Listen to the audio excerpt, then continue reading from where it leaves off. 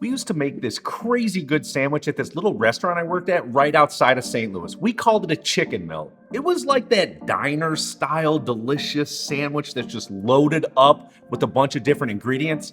Marinated chicken, balsamic onions, sun-dried tomato mayo, cheese. Oh, this thing was so good.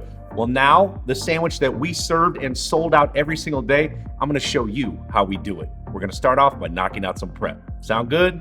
Let's cook. All right, Comies, we're gonna make an Italian-style marinade for the chicken. I've got a bunch of fresh herbs here. If you're making this recipe in the summertime and have an herb garden, perfect time to make this. All right, I've got 3 sprigs each of fresh thyme, fresh parsley, and fresh oregano. I have about 6 basil leaves and 1 fresh rosemary sprig. Now, I'm going to be leaving the stems on there because this is the marinade. There's so much flavor in the stems of fresh herbs. Once they are roughly minced, we're going to add them to a medium-sized bowl. Then I'm going to need the zest of 1 lemon. Does not matter the size. We're just going to get some of those bright notes from the zest in there, and I'm going to be using a microplane here to help me do that. Then I'm going to need the juice of 2 whole lemons. So I'm going to use the one that I zested and then one that I have not zested. This will give us about a 1/3 cup of lemon juice. If you're within a tablespoon or 2, no problem. Then the 1 lemon that I did not zest, I'm just going to slice into rings and add them in there for more flavor. Then, because I love garlic, I've got 5 large garlic cloves, which we're going to finely grate in there. Then 1 cup of olive oil, 2 teaspoons of coarse salt. If you really like salt, add another teaspoon. Then a 1/2 teaspoon of ground black pepper and a 1/2 teaspoon of crushed red pepper flakes. Now, using a whisk, mix this together until completely combined. It should be nice and emulsified. Then grab a spoon, try it out. The flavors should be very bold, and this should be very tasty.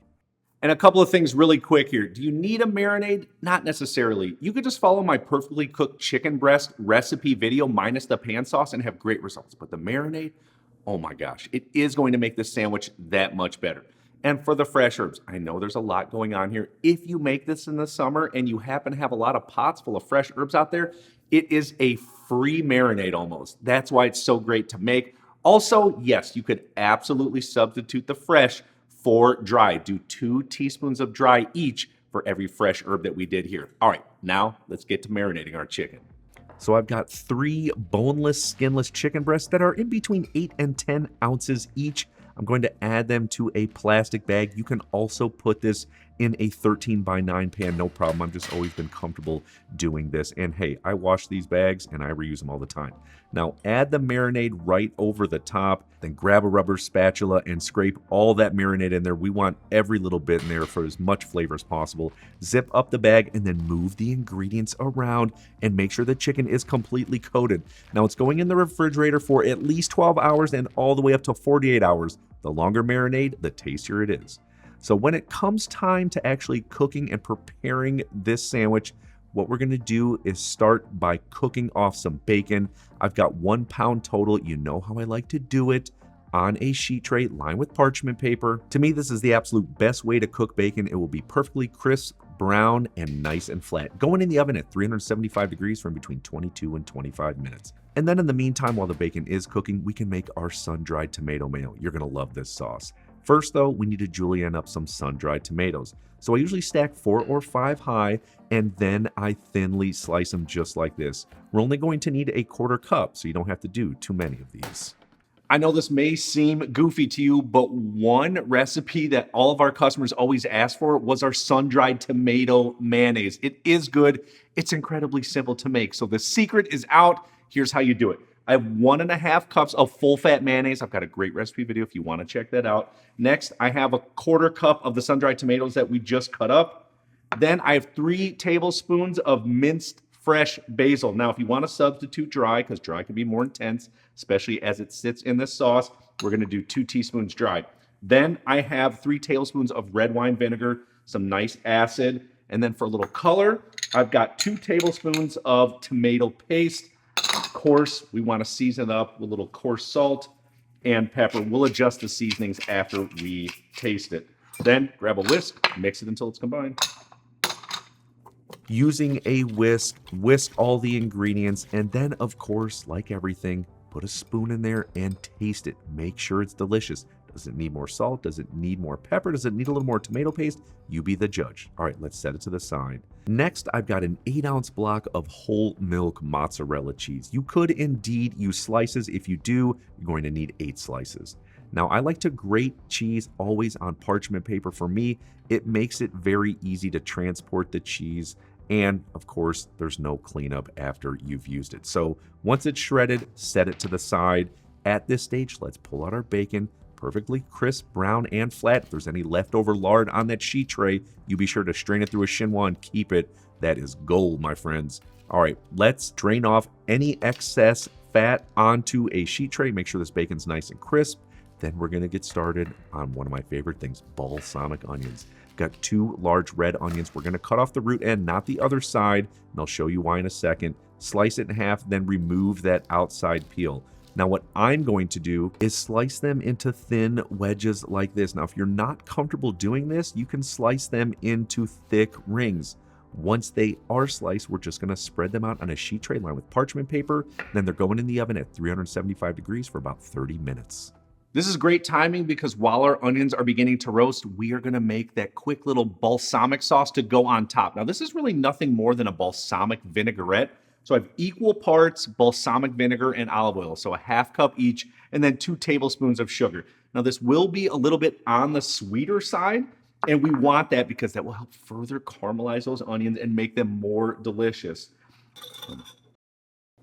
And all we do is whisk this together. Now there is no emulsifier like mustard, so it's not gonna want to come together, which is totally fine. Don't stress out about it. Now, what we will do is come back every 5 minutes while the onions are roasting with a pastry brush. We're gonna brush each onion. It's gonna get a lot of that balsamic vinegar flavor incorporated into those onions and caramelize them up even more because of the sugars. I'm telling you what, these onions by themselves are ridiculous, and they're gonna make this sandwich absolutely incredible. 5 minutes of roasting. Let's come back. You can see not much has happened here, but we're gonna take that pastry brush, dip it in that quick little balsamic glaze. We're gonna gently brush each one. You do not have to completely coat it, just give it a little brush on top, nothing perfect. Then we push them back in the oven, and then every 5 minutes again, we come back. So you should baste these a total of 6 times before they're finished. Nice and golden brown, caramelized, the flavor's amazing. Just try one, you will love it. All right, my friends, it's time to cook this sandwich. I've got a 12-inch stainless steel skillet. I'm gonna put it on medium heat, heat it up for maybe just 90 seconds. Then we're going to add in our chicken breast.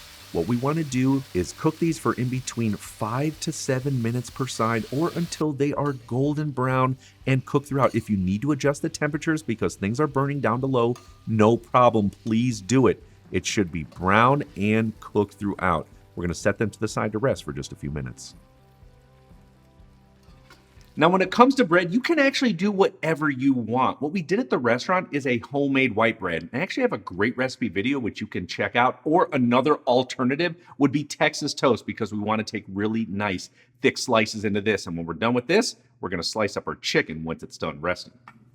So we want really thick slices here. And in fact, if you're not going to make homemade bread, no problem. But what I would recommend doing is purchasing some Texas toast. I like really thick bread when it comes to these diner style melts. I think it's just better and it holds up better with all the ingredients that are going on there. Once that's sliced, then we're gonna grab our rested chicken breast and we're gonna thinly slice those on a bias, get some nice long thin slices so that it covers the sandwich a little bit better and that you get a piece of chicken in every single bite. Do that with the other 2 breasts. All right, let's make this sandwich. I'm adding 2 teaspoons of unsalted butter to a griddle over medium to medium high heat. Don't have a griddle? No problem. Cast iron skillet works beautifully. Let's add 2 slices of bread. What we want to do is toast these for about 1.5 to 2 minutes. We're making a melt. We want nice toasty bread. After that time, just add 2 teaspoons of butter right next to them. They're going to melt within 10 to 15 seconds. Once they are melted, we're just going to flip the bread onto the other side because we want both sides to be nice and toasted up. Now, once you flip it, immediately add on about a 1/4 cup of shredded cheese to each slice of bread. Let it cook for 1 to 2 minutes. We want this to start to melt down a little bit before we add on about a tablespoon or so of our sun-dried tomato mayonnaise to each slice of bread. Be sure to do it on each slice. We want to taste it with every single bite. Then I'm gonna add on 3 crisp cooked bacon strips right on top of just 1 slice of the bread. Then we're gonna add on about 4 of those nice thin slices of chicken. Now I'm gonna add on about 2 to 3 ounces of ham. I've got a lot of leftover ham that I put in the freezer from my smoked ham recipe. I'm gonna use that. Why not? Delicious. If you have deli ham, totally fine. But if you do happen to have leftover ham, especially around the holidays, this is the sandwich to make because it's so good on here. Now that we've spread it out, we're gonna add on about 3 to 4 of those balsamic onion wedges that we roasted up. Then we're gonna add on the top. We're gonna cook it for another minute or 2 per side. We wanna make sure it's nice and toasted up and delicious. Yes, there are a bunch of different cooking components here, but it does come together very easily. Cooks in only minutes. That mise en place, everything in its place, all that prep is crucial to the success of this recipe. So absolutely take the time to do it. All right, I don't have a lot to plate up, but let's at least slice it and have a look at the inside. So I'm using a serrated knife, which I immediately regretted and wish I would have just used a chef knife to slice through quickly. I thought this would be easier. Use a sharp chef knife, okay? That way your sandwich won't flatten up. And look at that. The sloppier the better, my friends. This is the tasty chicken melt. Had so much fun making this, brought back incredible memories from my chefing back in that restaurant in St. Louis. I promise you, if you make this, I'm sure you and your family are going to love it. And if you do like this, I think you're really gonna dig my ultimate BLT. I've got a great recipe video. See you on there.